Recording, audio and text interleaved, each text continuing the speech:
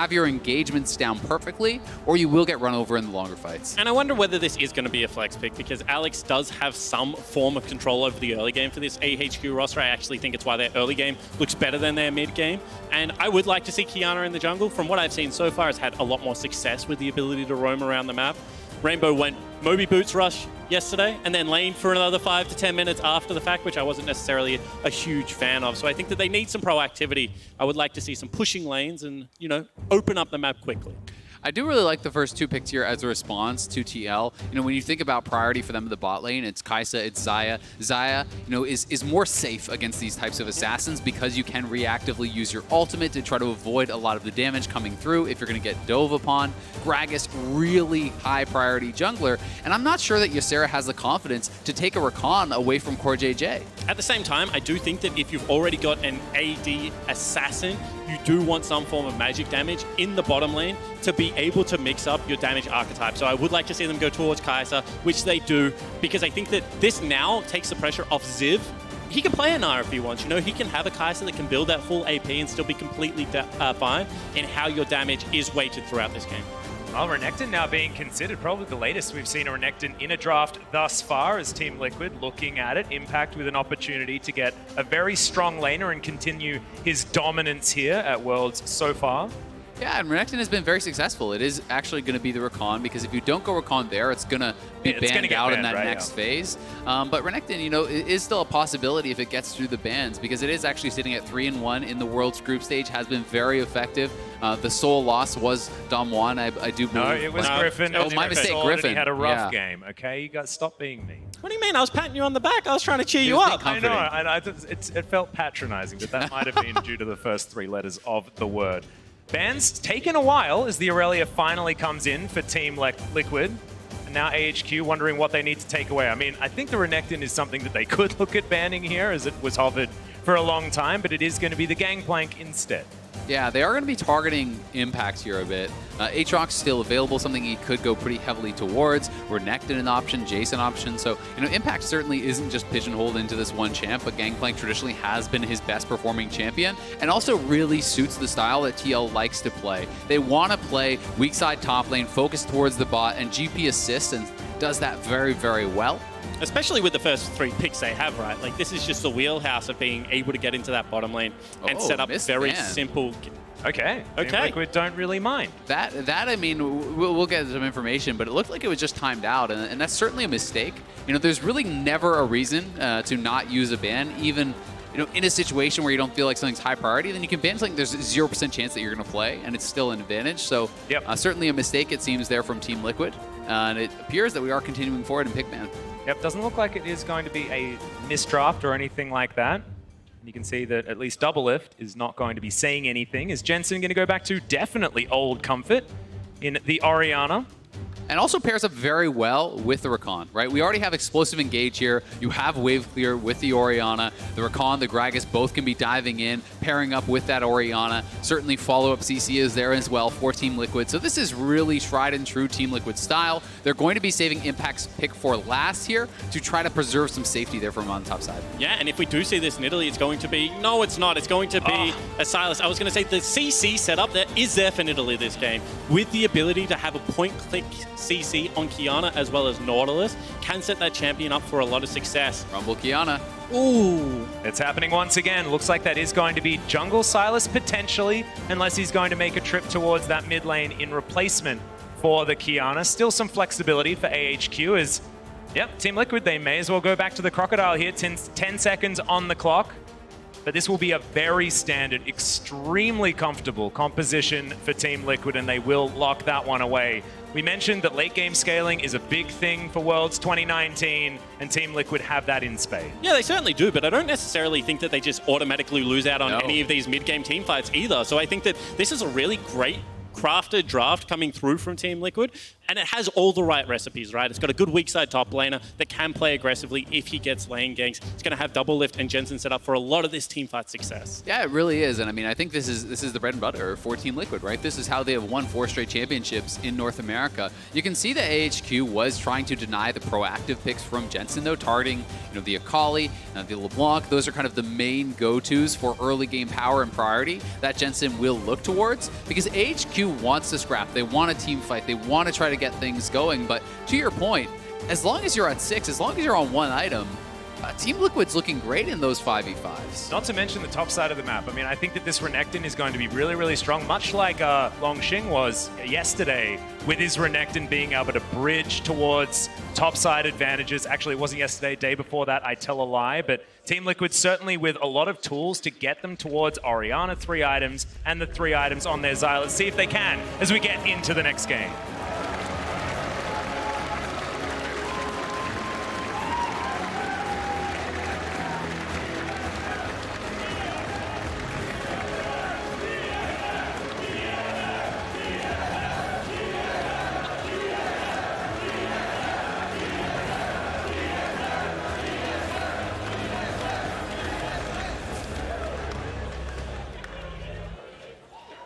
Here we are, guys, onto the Rift for game number 2 of the day. AHQ with the blue shorts versus Team Liquid, looking to even things out with Dam1 and Invictus Gaming in this group, meaning it's going to be very interesting going into that second round robin. And I want to kick things off with what has changed for Sylas and why he's kind of fallen out of meta. And it really is all about the ability to early skirmish as well as he was, and his clear speed has gone down. So this is a champion that still is going to be a teamfight powerhouse. He's got some great ults to be able to take away on the side of Liquid. But I want to see how Xmithie, who in my opinion is one of the most intelligent junglers in the world, looks to punish the weaknesses that now exist in this Sylas's game.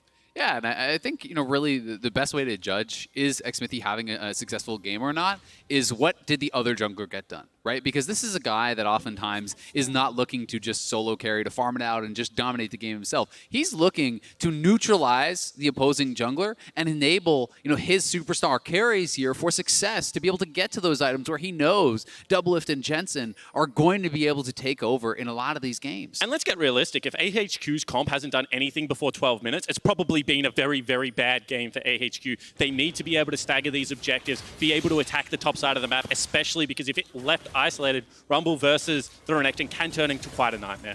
One thing, though, if you're talking about getting something done in the early 12 minutes, first Infernal, right? That's going to be really nice for AHQ if you want to try to have the ability to try to force TL to come to you in the early stages. Hey, set up around that Infernal, and maybe TL is feeling, I'm not sure if we can give that up. The thing I'm scared about here on AHQ's side is that Drake is going to be spawning around the 5-minute mark, and are they actually that strong at that particular point in the game? Because Orianna going to have pretty good shove there in the mid lane, range versus melee. Isolated moments before that level 6 mark, before the Rumble is really online, is still going to be a little bit of a challenge here for AHQ. It certainly could be. However, I think Qiayana is kind of unrivaled in her pre-6 kill potential she has as soon as she grabs Rivers. That's a nice start. Yep, potentially some kill pressure down here towards the bottom side of the map. CoreJJ utilizes the Guardian quite nicely. Yeah, and you can see CoreJJ actually held his skill point. So, at level 1, he did actually hold his skill point. He gets hooked there. He levels up the E to just jump back to DoubleLift and make sure that DoubleLift was not in any danger whatsoever there. So, pretty intelligent play. And you can also see he has gone Spell Thieves, and Coin is certainly more common on the Rakan, but this is simply just because he feels he can kind of farm it out off of this Nautilus and really start to stack up the gold in that way. And now we're seeing the Sylas back again, gentlemen. And Sylas, he was nerfed, he was then rebuffed, got a bit of that armor back. How are we feeling this guy fares in the jungle at this particular moment? As CoreJJ is actually in a little bit of trouble, but is otherwise going to be okay. Goes down to about 100 health as DoubleLift looking for Wako, as we got some biffo on the bottom side. Top side as well, as Xmithie's going to make his way in. Ziv not going to get stunned just yet, as there we go. Belly Bop comes forward. The slow comes down. Ziv gets under the turret, but there's the last auto. Beautifully done from Team Liquid to get first blood. And you asked how he felt about Sylas. Well, he's just so slow, and that means that Xmithie gets a free gank top side. However, now, Alex, potentially looking to pay that back. Yep, the Abductive Scon can come in there, lands the chains as Jensen's going to flash, but it ain't going to be enough. The flash forward from Alex, and they lock down the return kill. Yeah, nicely done there. Flash EQ hits the root that guarantees the stun coming through from that Sylas, and it is, expensive gank there for AHQ as it costs them 3 summoners. Jensen does blow both of his, but you can look, Xmithie now is going to kind of have the advantage because he held onto his flash, as did Impact, so that's potentially setting up for a very easy repeat on Ziv. Yeah, and this may not be a replay. We could just be seeing this again very, very quickly. Yeah, it certainly could be. However, this is Ziv trying to get away with that summoner spell, but I would have liked to see him hold it because I don't think there's any way out of that gank once you've been tagged up by the Renekton the first time around. This is what I was talking about. Pre-level 6, the ability to grab CC and then have an execute in your kit, ability to run Ignite as well because you are a Moby Boot user, means that Qiayana is very good at setting up those ganks. And this is something, while you talked about how he rushed the Moby Boots yesterday, he was getting pushed in, right? And getting this gank, getting the advantage there from Alex may help him control the wave. Because if you're able to actually push Jensen in, then you can get use out of the Moby Boots. When you're under your turret, they are just worthless. And this is what I was going to say. Whilst there is a big summoner spell discrepancy now in the jungle with the use of that flash, the fact that Jensen doesn't have any summoner spells of his own means that he has to be incredibly careful. CoreJJ's back gets stopped. That's bigger than you would think because he probably misses a roam mid lane off the back end of that reset being stopped. Yeah, it's very cheeky there. Very cheeky. He certainly was. I mean, he wanted to get the Demolish out and then actually join the recall there from DoubleLift. This also delays his Frostfang buy, right? If you want to actually go straight towards that, start increasing the income, he had enough gold for the purchase, so does go back and grab it. But yeah, it costs him about 30 seconds on the map because his recall is going to be set quite behind, and you can see DoubleLift is already back to the turret. Well, Impact just farming things out, was trying to go aggressively onto Ziv there, just knowing that he has the summoner spell advantage, but no Gragas in his back pocket. And it looks like Ziv is doing absolutely fine on his very comfortable rumble up there. Jensen has the wave back into a decent position for him here in the mid lane, as well as we're looking for what Xmithie's going to get done next, possibly here in the mid lane, as there is a flashless Qiayana he could try and get some work done against. In he goes. CoreJJ's even here. There's the flash forward. The grand entrance is down as Jensen diving on in, but it is going to be CoreJJ with the ignite and the last auto for the kill. That is a beautiful punish there from TL. They knew the summoners were down from Rainbow. They bring up CoreJJ. Xmithie, who held his flash on that top lane gank, perfectly executed. And now this spells a little bit of trouble for Rainbow because, again, he's sitting on the Moby Boots. He hasn't been able to get out of lane yet. And every time you're kind of put back on the clock, that is 900 gold essentially just kind of wasted. However, I do have to question how they were able to execute that gank. There was no side of mid lane for Rainbow to be able to play towards there. And that's with a stopped recall. And that 30-second timer that we were talking about. That's Ysera not being able to get towards mid lane, lay down any good vision for his mid laner. And, whilst it looks like a big individual blunder, I do think really the whole of AHQ is at fault there. Alex now, however, may be looking for something bottom lane. Alex is also 6, and they're bringing down Rainbow here, so he can steal potentially this Rakan ultimate. Or a Featherstorm if he wants to reset aggro. He can do a lot of different things here as Alex tanks up the turret shot. Maybe a little bit too early as Xmithie comes down. He's got a control ward. And it's AHQ just running away, tails between their legs. And that's just indecisiveness. I feel like if they had gone immediately, there are no summoner spells available on CoreJJ. Could have been a big win. However, now maybe trying to set something up in the jungle. This is where Qiayana is very strong at the start of the game. It certainly is, and they'll probably get the blue buff, but this is a potential all-in here from Impact. Impact has the dominance running. It's doing a lot of damage here to Ziv, who will have the scrap shield available. Throws out the flame spitter. He's not too hot just yet and gets under his turret. And the reason I like that all-in from Impact is because now he has control of top wave and there is no teleport. So if they wanted to get this dragon off the end of pushing in bottom, pushing in mid, then that's going to be turret plates top lane for Impact and nothing really Ziv can do about it. And you've also got to say, the Equalizer more important for that potential dragon fight than the Dominus is at that point in the game. So, when you're looking for that aggressive play and you force out the Equalizer, that's a pretty preferential trade for Team Liquid. However, big advantage here from AHQ based on how they were playing their last game. I feel like they've already exited laning phase way more than they were able to. They're going for aggressive looks with this level 6 composition. And is it right to look at this game and think that now is the time for AHQ to get the work done? Are we now looking at them saying, AHQ, if you don't do stuff in the next 10 minutes, you are just going to lose? That's what this game's feeling like to me. I mean, there's always the chance of a misexecution or a throw, but if everything goes to chalk, I agree with you, right? This is that time where they need to start getting things done, and they certainly don't want to be the ones, giving up a dragon over here to TL. But with Xmithie at 6, the bot lane has hit 6. You know, Jensen is 6. Like, those ultimates are now online. There's the quickness. CoreJJ able to precast it, and that is a very dead Nautilus. No aftershock for you, my friend. You had a CC bar above your head that whole time. And what does Ysera think they're doing? They're not on the dragon. They've not rotated back into the laning phase. That's just an outright phase check. You have a ward in the pit. That is such a crucial mistake at this stage of the game. Yep. Emerald dreaming at that stage, I think.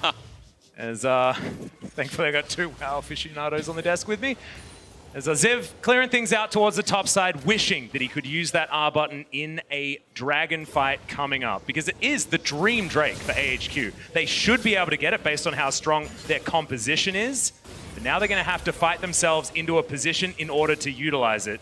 Ziv is still trading relatively well, and the teleport is going to come back up. That's an equalizer, actually. He's going for this one. Rainbow is in his back pocket, but a little bit too far away is Alex, also in a similar boat. Impact gets under the turret, but there's the CC, and Ziv grabs the kill. Now Xmithie wanting to utilize the extra turret damage as CoreJJ has to get out of there. Alex is going to be there in time, and CoreJJ limps away with 200 health. Yeah, a nice play, though, from AHQ, getting out of lane, being proactive. They do take down Impact, and it looked like he died on Dominus cast. I'm not sure if the HP actually came through or not. Jensen not able to make it on that roam in time, so he will just push in this wave and try to deny some of the CS to recoup a bit of that disadvantage. And let's get realistic. If you are an Orianna, you're not following this into the jungle, so always going to be advantage AHQ right now. This is Ziv winning out on an earlier trade, and then the decision here from Rainbow to just burn the summoner spells early. I love to see it. Maximum damage combo, not using the W to hop closer, instead just recognizing that he needs to be able to execute before the Dominus comes through. Also holds the ultimate so that he could keep Xmithie away afterwards as well. That was exactly what he needed to do to survive that situation. Yeah, and they do get the kill, but again, not only is it both the summoners off Rainbow, Alex actually flashed to try to take down CoreJJ. So now, once more, we have Xmithie with this window of opportunity, and this is going to prompt them to start it up, because CoreJJ is sitting on Flash, Xmithie's sitting on Flash. How does Rainbow try to approach the fight without just getting engaged on and killed? And AHQ are coming over here, but TL have such better positioning. Okay, well, the dragon down extraordinarily low. Alex gets into the pit, but can't steal it. Xmithie with good smite buttons as Alex steals away an explosive cast, but Xmithie goes golden and then destroys the Qiayana. Ysera right in the middle of the fight, but he's going down very low. Ziv trying to come forward as well. He's thrown down the equalizer already, but it hasn't got the value that they want. He's still flashing forward, but can't do it. DoubleLift gets the kill onto the Rumble, and now Wako has to flash to get himself out of the way. Xmithie still hunting as Alex will have the abscond, but there's the flash forward, special delivery. Here's a Sylas, and DoubleLift gets another. 7-3, TL are destroying. And the perfect early game from TL. They get the dragon, they get the one team fight, and everything is expended here from AHQ. That was just so well read. This game to me has been all about the cooldown tracking, all about the punish on summoner's spells here from Team Liquid, killing Rainbow when he committed the flashes for Jensen earlier. And now, starting this fight, knowing Rainbow didn't have any flash available, and they did, and Rainbow walks in as you like, but it was always going to be the turn onto this Qiayana, who they knew did not have the summoner spells available, and just track CoreJJ here, straight in, Shockwave to follow it up, Featherstorm to follow that up. They knew that if they just wiped Qiayana off the map, you were going to win in the extended fight. And I really love proactive uses of the Featherstorm. Using a Featherstorm for damage instead of just waiting to try and use it for its safety. Understanding that if TL find those combos, they can just wipe 2 people out instantly. He also used it to dodge out on a very nice cast coming across there. I do think, however, it was the... Oh, hook is on. Yeah, that's going to land as the ultimate comes out as well, and Rainbow very comfortably shows the supreme display of talent in the mid lane. And that was what wasn't available in the last fight, that supreme display of talent. However, now around Rift Herald, not going to be up again, and Impact's going aggressive. It's an ulti trade here as Ziv lays down the Band-Aid. What looks like a little bit with that skin. I've said this before, Spawn doesn't like it. I really don't agree. The Band-Aid one. I'll give you red carpet. You know, that's the I know, the but go-to. it's so old, you know? It's the tried and true. As the Rift Herald is going to be taken here, it's going to be AHQ that secure it. And I do want to see a proactive play in the next 50 seconds because you feel like AHQ do not have the scaling advantage. They're probably 1,000, if not, 2,000 to 3,000 gold behind where they need to be. So I like the immediate drop. They need to start trying to ramp up into this mid game before, Jensen and DoubleLift do come online. Yep, 30 seconds before those plates are taken away as well. So Shelly able to raid the draws. Gets on in there. DoubleLift going to clear her away. So not exactly the maximum value, but does still get a charge off. AHQ continuing to try and put out fires around this map as Impact with some free time on the bottom. 10 seconds until those plates go down, and he's going to be able to eat through a few more as another cast comes in. That's from Xmithie. Alex able to run away with his quickness that he hijacked from before as the grand entrance comes forward. And Alex, he's surviving for a while. The Kingslayer is really strong, and now Rainbow gets in. Xmithie gonna get taken down. The beautiful bait, now the flash forward. The complete commitment from AHQ as Ziv teleports in. DoubleLift now completely by himself, manages to pop the depth charge with the Feather Storm and escapes. And now Ziv might be in trouble. Oh, wind up, not quite enough as once again Ysera comes forward and kills Jensen. When will the action end? TL with the absolute over chase there. As soon as the Rakan ultimate is popped from Alex, you just need to back off. They lost track completely of where the rest of AHQ is. Impact did not have TP to join. And TL may lose this turret or more as well. Yeah, another equalizer comes in and DoubleLift is completely out of position. Nowhere that he could go. As now Rainbow still diving on in for more. That's another ulti to be utilized in what feels like the same passage of play. But this is what AHQ need to do. They need to push the tempo of this play. They need to create the havoc and the bloodiness. And you have to give credit to Alex because he is able to use the quickness to create enough distance that this was at least going to be an overchase with the rotation coming out of the other AHQ members. And you're exactly right when you're talking about the fact that the AHQ needed to be proactive and make these things happen. And that's exactly why TL shouldn't be the ones engaging. That's why they shouldn't be walking into these jungle corridors where they are strongest, and why they certainly should never be looking for it when they're at a TP disadvantage. So this is honestly just really sloppy stuff from the North American #1 seed, and Jensen even getting punished on the overextension there as well. And when you see critical ultimates come out and you're the scaling team, all you should be thinking is this just bought us another minute and a half to get towards our objective of the game. We don't need to do anything. We chilling right now. Next Dragon coming up. Yeah, Control Ward comes in there from AHQ. It is another Infernal. AHQ trying to even the score there. Of course, we understand that the first Infernal is the most important one. AHQ being able to get on even terms with TL for that one is certainly going to be very important. Now pushing out the mid lane, but able to get that inside track towards this river finally. And now note that the solo laners of TL are both 11, whilst on the side of AHQ they are only 10. That's a benefit of the better early game so far, and the ultimates could be huge in this next fight. Yep, Predator has been popped here as Xmithie thinking about going aggressive, but TL do not need to. They can bide their time. They still have vision control on that dragon. As there's another drench line, max range as the equalizer is gigantic. It's a big shockwave, but is it going to be enough? Because Jensen was just popped at the beginning. Oh, it's a Brazen Flame Talon under 3 members. Impact limps away, but does survive in the end. And AHQ, they may have the health bars to take this dragon for themselves. I think they should. They've got the inside track. They have the kill, and they are going to start this up. AHQ find the engage and will even the dragon score here. Team Liquid getting jumped on again. Jensen not having a stellar game here. 0-4 on the Orianna, gets caught once more, and I'm not sure if his flash came up after his death or not, but certainly a good engage. And this is just what controlling River Brush gives you, the ability to create confusion. Jensen steps just too far forward, and the layering of CC is flawless. Yeah, and that's honestly just a pretty big mistake there from Jensen, right? You know, that was nothing tricky about that. That was not a Nautilus ultimate to start it up. He just walked in range and hit him with the ulti, and then a great supreme display of talent there. Just barely not enough damage to take down Impact, and DoubleLift trading back that damage does force some summoners out and push AHQ back, but not before they had already lost the dragon. And these are the plays you need to look for as Qiayana. You need to be willing to expend that flash aggressively. They are able to equalize that Infernal Dragon, and we're going to get a third one of the game as well in 4 minutes' time. This is a perfect storm of AHQ because you feel like they have until 25 minutes to really get a big enough advantage to control Baron. Otherwise, this game is going to be very difficult. And TL are forced to fight over every objective right now because they are so crucial. Well, AHQ are only even in gold, so they're going to need a little bit more than this in order to get those advantages that you guys have been talking about so far this game. Rainbow split pushing on the top side. Impact is doing the same for TL on the bottom side of the map. Now moving up towards his team, trying to close up the gaps here in TL's map. As you can see, it's all about who can get that vision around this Baron that's going to be spawning in about a minute and a half. Yeah, and we're going to be treated to yet another Infernal. So, more reason for these two teams to clash. And we'll see, if anyone can get towards that 2-item mark before that point, because that is such an important break point. And Impact Ziv looking for the harpoons, but slices over the wall. Impact's going to be fine.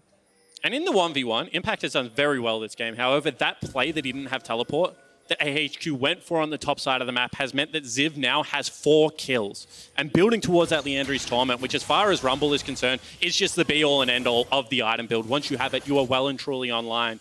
So I think that this window of opportunity that is coming up for AHQ needs to be capitalized on.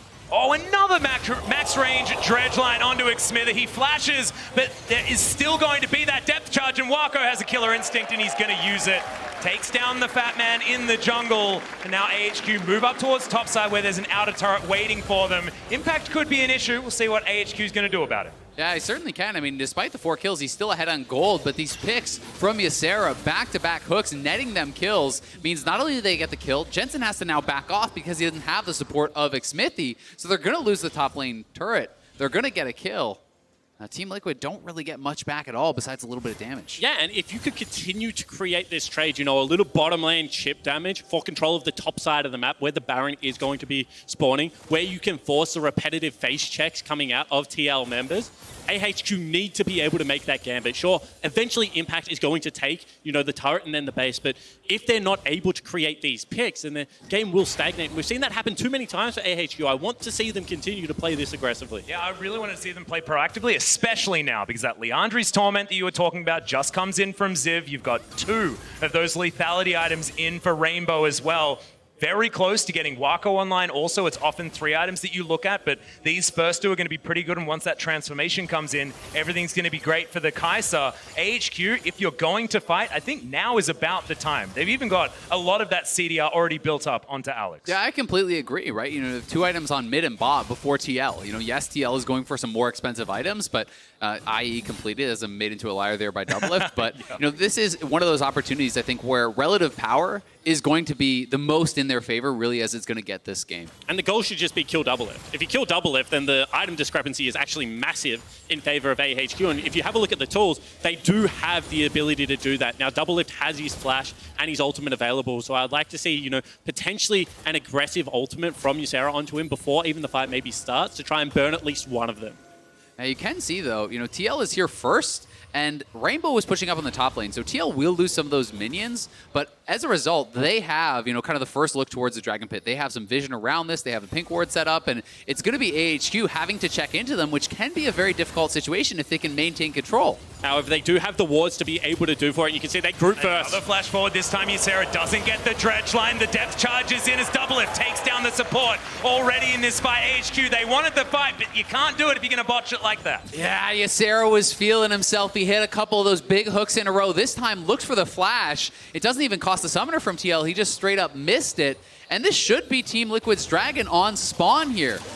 And whilst you talk about nerves, you also have to talk about composure. And that was just DoubleLift saying, you know what, I'm not in danger, however, fight on. Yep, Alex is going to throw down the quickness of his own into the backline. Supreme display of talent is huge. Onto CoreJJ is now Impact. He has the ball on his head, but the shockwave isn't as strong as they want. The Dragon is snuck by DoubleLift by himself, and they're not punished enough for not having their AD carry. Yeah, I mean, DoubleLift is soloing that, so my question is, yeah, TL got out with just the 1 death, but why, right? They're the ones choosing this fight. You are opting into a 4v4 when one of your strongest, if not your strongest member, is soloing out the Dragon. So again, TL certainly making some poor decisions, not being punished by AHQ enough, I would say, in this situation, because double Infernal is a great advantage. But that being said, it does not inspire the most confidence. And I was going to say, good on TL because they won the fight, they got the Dragon, and they did it without having to burn summoners on their carries. And now Jensen just has none of them available again because of that play in the mid lane. So that is going to be a huge factor in the coming Baron fights, as Xmithie might have caught out.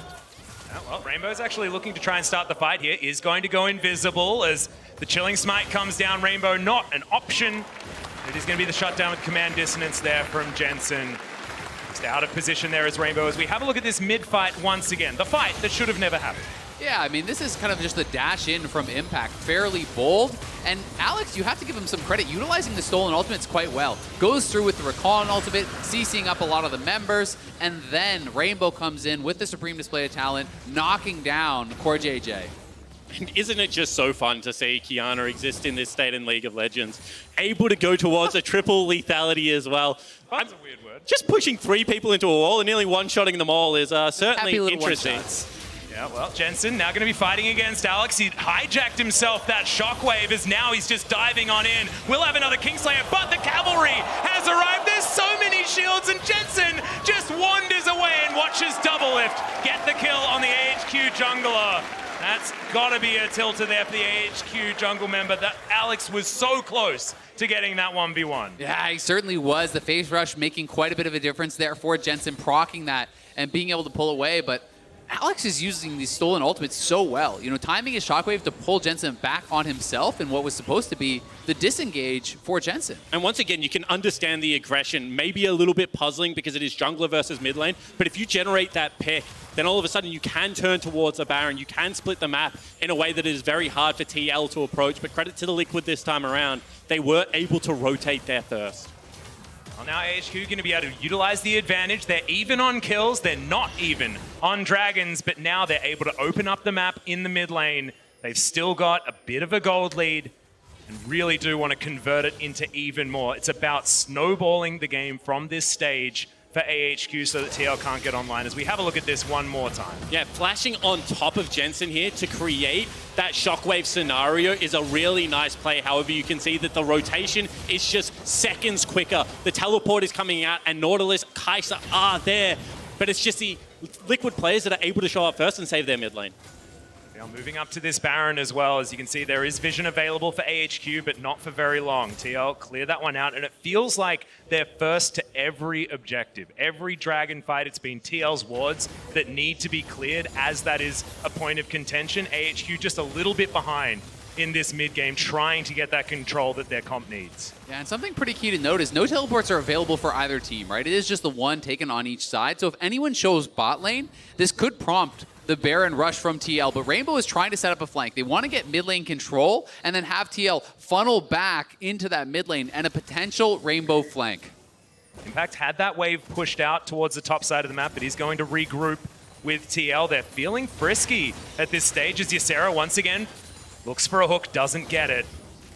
TL lying in wait. Impact trying to be that big body in the front line, gets harpooned by Ziv, who's sitting on the very important equalizer, throws it out onto 4 members now as Xmithie's ult is stolen. Alex wanting to push them all back into the equalizer as DoubleLift, a very early ultimate in this fight as a Supreme Display of Talent. A lot of damage as it runs around the red pit, but TL have just disengaged. So many R buttons now used. It certainly has, however, now Baron is an option. They will not go towards it. They don't feel like they got enough out of Liquid, but the double summoner spells and ultimate burnt there from DoubleLift. Yeah, and that was just such a key flank from Rainbow that they did set up because TL then has to retreat away from him, and that caused them to funnel up perfectly for the equalizer. So, you know, as soon as they spot Rainbow, they know they want to get out of there. This is not a preferential setup to have AHQ coming in from multiple sides, but Ziv sees the perfect opportunity for the equalizer, getting them so incredibly low. And as soon as you see Nautilus ultimate used on DoubleLift, as we're going back to live. Yep. Thought there might be some action, but that action could just be the outer turret falling here in the mid lane. And it is going to be about multiple team fights and burning resources. So you see now DoubleLift doesn't have the summoners available. Can they generate another one of these opportunities? Are they willing to split the map and make a bold call around Baron right now? They do have the damage. They have the transform out of Wako, and they do have so much control. However, still just trying to get control of that mid lane wave first. Yeah, and TL is doing this very intelligently. They're mostly just using DoubleLift to solo the dragons, so the rest of the squad can stay close enough to a potential Baron take if AHQ did want to go for it. I also feel like this is TL playing against the team rather than the composition because they know that AHQ have not been decisive. So far this tournament, even domestically, not necessarily able to really take the bull by the horn, so that was just a free Mountain Drake because they just assumed AHQ weren't going to do the Baron, and it was a decent assumption. Well, now Supreme Display of Talent will find CoreJJ, and maybe Rainbow and the rest of the squad can start the Baron this time. Did he even need ultimate there? I don't know. It looked way cooler. It did. It looked great. I mean, everything lights up. CoreJJ goes pop. But that's just so much damage coming out of Rainbow. And he can force them to continually check this area.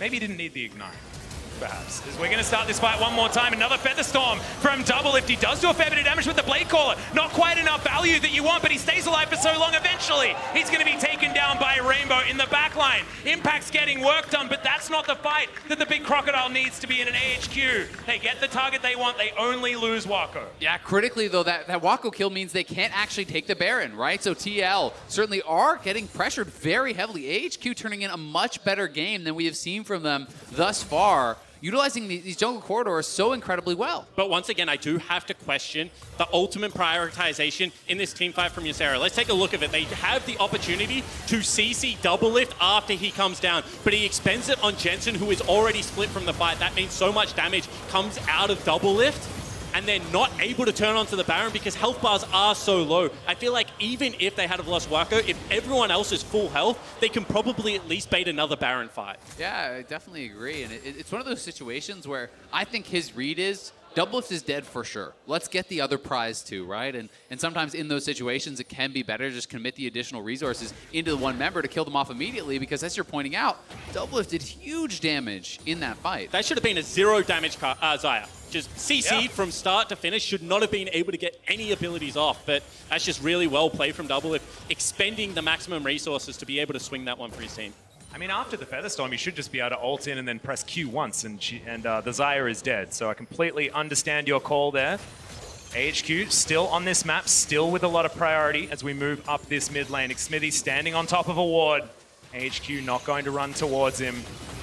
The rest of Team Liquid now dealing with a minion wave, and AHQ will have inside track towards the Baron pit. And this is a great mix of, decisive playmaking, but as well as good fundamentals. Every time AHQ are approaching this Baron, they are going through mid lane. They are forcing TL to go through these chokes. And every time Liquid do that, they have to take the big risk of being able to set up the combo that is available. You can see once again, Qiayana on the flank, looking to generate another fight. Well, Alex just poking there with the Q. Ysera's going to dive in. It's a brilliant equalizer as immediately the Gragas is going to fall. The supreme display of talent into the backline, runs around the wall, destroys a couple as AHQ. They've lost no one. The ults were placed perfectly. And that should be Baron. They've been able to pick up the 3 key members. It is only Impact and CoreJJ left available, and this time Wako lives. And it's a brilliant team fight for AHQ. They will get the Baron for sure, as you're saying, and a big advantage now in this game, trying over and over to pull off this team fight, and they are finally rewarded with that Baron. And Atlus, it is just a press R comp. Press R and the enemy team will die. Let's take a look at this setup because it looks like they're able to weather the initial. It is going to be Xmithie tanking up the Gragas ult, but the damage that comes out from Rainbow on the back end, Jensen once again is there. He's in Zhonya's. It's a mistime and everything, and yet he still just gets one shot. Yep. Rainbow turns up, and yeah, I'm glad we had the ultimate slowdown because watching that damage all come out in real time is very confusing. But still, beautiful stuff from AHQ. They were able to get themselves the Baron, and now they're looking to transfer it around this map. Once again, it's DoubleLift doing all the damage for his team, but it is just not enough. And that was what I was going to say, right? Jensen forcing the Zhonyas. Xmithie dead right off the bat. Impact's trying to peel someone in the backline. There's no one helping him out in the damage department in that fight because you saw how low he got multiple members of AHQ. If there's a shockwave that lands, if there's a Gragas combo that hits, all of a sudden, TL is wiping them off across the map, but, AHQ is pressuring the targets they need to, and even just putting Jensen into that early Zhonyas meant he's not going to have the assistance. And I think that this is an opportunity where someone else from Liquid has to step up in a team fight because every single time, DoubleLift is pumping out as much damage as he can. His positioning has been quite good. He hasn't been caught out by the initial engage, and yet they're still losing out on what is nearly a 4-item Xayah. This is going to be an execution game. Whilst the scaling is there, the ultimates are still going to pack the punch onto the carries, and Liquid need to be able to navigate the big cooldowns better than this. We'll see whether they can defend their turrets here as the inner is now in trouble in the mid lane. Bottom side of the map is also being pushed by Ziv. So Rainbow looking for impact, does find the stun as Wako going to get the activation on the Killer Instinct. Xmithie gets on forward, does go golden, but Wako does the same thing, but on the wrong position of the map. He stays alive for so damn long, but it is not long enough and is going to be taken down. It's a 1-for-1, but I'll take jungle for AD any day of the week if I'm TL. Yeah, exactly. That's a big kill for them. Taking down Wako is going to take a lot of the teeth out of the rest of this Baron power play. They're likely going to not be able to get much more whatsoever on the map, so TL breathe a bit of a sigh of relief there as they do limp away, not extending that gold lead. And I do want to say that was a big mistiming on going aggressive because top lane was just starting to come in. Mid lane was crashing and they had an opportunity to take down bottom and start sieging out on the base. However, once again, they see the opportunity. They think they have to take the decisive fight. But this time, I think they got it a bit wrong. And something I've got to point out now is DoubleLift hitting that 4th completed item. He is now at 100% crit on this Xayah. We saw how much damage he was putting out, even in some of these disorganized fights from Team Liquid. So if Team Liquid can get that one engage where they are the ones starting it off with CoreJJ and a decent shockwave, DoubleLift could shred through the team, no problem. But crucially, none of them are armor, and it doesn't look like he's going towards it. So one misplay in this game, he will still get deleted by Rainbow, who's having a much improved performance this time around. I respect it from DoubleLift. I think it is the right call, but now his execution, especially with that ultimate, needs to be flawless. And Ziv just demonstrating the damage that Equalizer does in a lot of these team fights by edging out DoubleLift by about 30 damage. Yeah, probably about 3/4 of that was that one Equalizer walking over to the Raptor pit on the whole team. And also burning crocodiles for the majority of the early game was something that he was doing quite a lot. So a bit of a barbecue up towards the top side into laying down those red carpets. Have you ever barbecued crocodile? We're one of the only country that does eat our national animals a lot. Yeah, I mean, I've eaten kangaroo, but I haven't eaten crocodile, no. Although I hear it's good. Yeah, I hear it's good as well. But I don't know who I heard it from, and I don't know like how accurate it was. It's just a thing that I've heard, you know? Down the grapevine as we move up towards the bottom side. Inner turret is going to fall as AHQ taxiing this minion wave towards the inhibitor turret. Team Liquid looking for a team fight as Ziv has to flash to get out of the way. Remember, Rainbow, he is dynamite. Look for that guy, see where he's going to make the engages, but now Rumble without a flash, and AHQ not going to push further. Yeah, and I like the patience there from TL to just take the flash and take that advantage, back off, allow it to reset. Because that is going to make it a harder job now for Ziv coming into this next team. And they really need Jensen to have his hat before they fight again. Whilst Jensen has had a shocking game so many times, one good Orianna ultimate will just swing everything back in your favor and rewrite everything that has gone wrong so far in this game for Jensen. So that's discipline. And I think that was a split call from AHQ again because it looked like everyone else was leaving while Ziv was once again re-aggressing on that turret. As a Rumble, very strange decision. Yeah, it really was. It kind of felt to me like you're feeling a little bit of the pressure to actually get some damage down on the turrets and accelerate the game, perhaps before Jensen can kind of farm his way back into it. Look at the flank again coming across from Rainbow as well. He's on the flip side of the map. He's not going to be approaching with his team, and there are no lane wards to spot him out. See where the minion wave is going to be is AHQ going to move on up. They spot Team Liquid coming on out.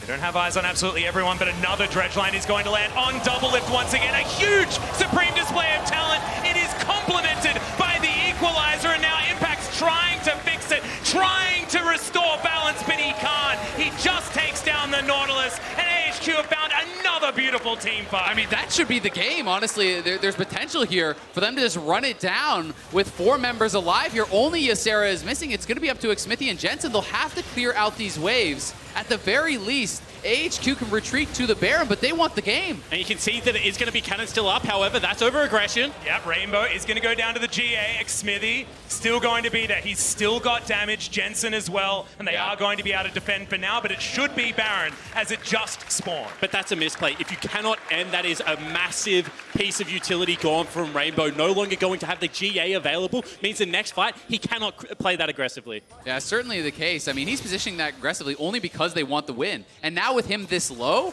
I mean, potentially even just an ult from Xmithie could kill him, so he's got to be very, very careful. Xmithie here looking for the steal, potentially. Yep, teleport is going to go. Oh! The steal for Xmithie. He may have saved it, but Team Liquid as another equalizer comes down. It's once again very, very strong, but Alex is not going to survive. Team Liquid say, thanks for the leash. We'll take a kill as well, and we'll back away. And we asked who else was going to stand up, and it is Xmithie, the veteran jungler, again saving the day for Liquid. You do not take a smite fight against Xmithie. He is known for it. Some of his career-defining moments have been at the neutral objectives. Q in the pit, ultimate, body slam in, timed with the smite. That is perfection.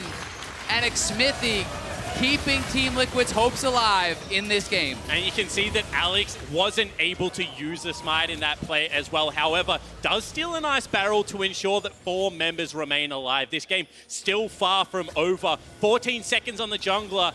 And Elder Drake is about to spawn. Yeah, it was fantastic stuff from Xmithie, but I have to shout out Impact. Getting that teleport in on the control ward at 1 hit point away made sure they kept that vision available so that smite could happen. And Elder Drake, now this is a really strong one as Team Liquid pick it up. Augmented, double Infernal Drakes, but CoreJJ cannot find the quickness, and Wako gets himself out. That was actually pretty sick from Wako. That was really clean to avoid that. That could be game ending if you die right there to the baroned up eldered team as the main carry, and a slick little move to stay alive. That is a saving flash for next game meme waiting to happen if you get it wrong there for Wako. And again, they dropped the equalizer just to force Liquid back. Going to be a redemption traded for it. It's still going to be a lot missing from AHQ's side. That equalizer going to be important, as well as the killer instinct, which should be available coming on up. As Rainbow does have that ultimate back, doesn't have the GA. We will keep our eyes on that mid laner from AHQ. And now I'm interested to see how Liquid try and close this out, because there isn't the best wave clear on AHQ. So I think if they split the map, it shows that they don't actually think they win team fights, even with the scaling comp, because of how the game has gone. And they instead want to be able to break up Ziv and Rainbow's ultimates.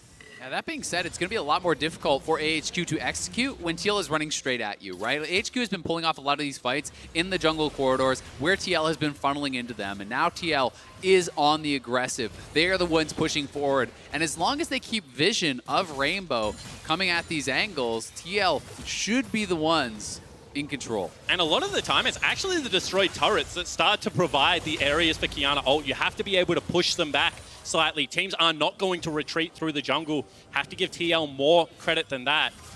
You can see that the wave clear is going to start hurting now for AHQ. Yep, we're seeing some of that indecision coming back as well. I was going to compliment AHQ on their ability to pull the trigger, even if it wasn't necessarily the greatest move in the mid to late game, but they have been making choices. They have been just starting up fights. Now, though, it looks like they are not quite ready to pull that trigger. 25 seconds on the Elder Drake. They're trying to wait it out as the inhibitor about to fall down on the bottom side. Only Ziv to try and keep that one alive, but DoubleLift with a couple of autos is going to secure it. The inhibitor turret in the mid lane should survive for the next little while. Team Liquid able to break the base. Bottom side, another dredge line is going to land. Jensen once again has to go into the Zhonya's, as that's a supreme display of talent under 4 members, and then the killer instinct in the back line to augment it. Impact once again trying to be the hero, but he can't do it. A double kill for Alex, as if or can he? Can! Diving over the base gates. The Dominus is there, and I spoke too soon. The Crocodile is king. Top die as Impact stands tall, knocking down multiple members. Xmithie and DoubleLift barely able to keep the Team Liquid AD carry. They're alive as Wako dove through on the back of that supreme display of talent, and now TL, they want to close this one out. Yep, Alex now trying to defend. He's got a fair bit of damage onto these minions as Ysera, down to half health, very quickly is just destroyed by the Kuldameek, and they definitely are. After that team fight from Impact, one more Nexus turret stands in the way of Team Liquid as Alex now with the Dominus, but he's shut down. No dominance today, as there is going to be the backdoor bonus, but Team Liquid are done on Summoner's Rift for this game. The Nexus will be taken down, and AHQ, they were winning until they lost. Team Liquid get the win. And I learned this yesterday, but in North America, they say, we'll take those. A very close affair right now, but it is ultimately Liquid that will move to 2-1 in their group. Yep, the win still counts. It's still up there on the board. Team Liquid certainly some things to take away from that one, but you also have to look, not only at the mistakes that Liquid had, but also at the successes, right? Again, I think a really, really strong showing here from Impact in particular. He was incredible and has been a real standout for me throughout this international event. And also credit to AHQ, their opponents. I think this is by far and away the best showing that we have seen from AHQ, and a team that can perform to this level certainly can be dangerous in the second round robin. And I think answered a lot of questions. You know, why is Rainbow subbing in for Worlds? What is this last minute change? Why do they keep going towards these wombo combo mid-game comps? But this time around, their execution, their decisiveness, and the ability to find creative flanks was so improved. And so much of it was not just the teamfight execution, it was the preambles to it, right? It was the setting up of vision, the controlling of corridors, the flanks enabled by the Duskblade and knowing you're not spotted, and constantly having those wards set up around Baron, set up around Dragon in these jungle corridors so that TL was forced into these difficult face check situations where they could capitalize on it. And that's something they were missing completely in the last couple days. Because you do need the fundamentals, and I keep going back to it, but the ability to push in mid lane, you know,